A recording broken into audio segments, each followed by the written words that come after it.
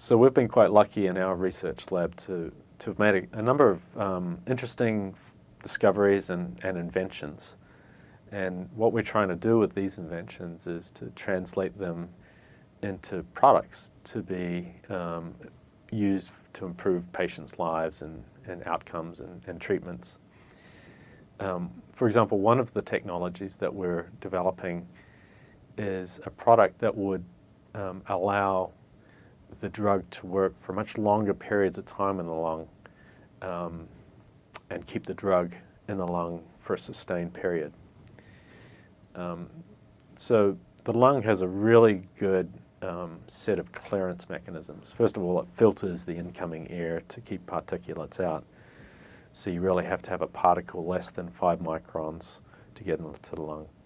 But even if a particle gets into the lung, into the deep lung of the target tissue, there's millions of these alveolar macrophages, these cells, these housekeeping cells in the bottom of the lung that go around looking for particles that have got in, and they take them up, they phagocytose them, and they essentially clear them from the lung. So many of the medications that we would like to deliver to the lung have to be administered multiple times a day, and in some cases they're administered 8 times a day, for example.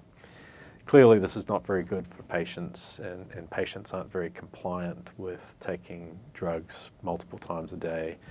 Also the kinetics of the drug release and residence time in the lung may not help the disease. So what we've come up with is a particle that is less than 5 microns when you inhale it. So it gets past the filtering mechanisms of the upper airways. But when it's deposited, it actually swells slightly.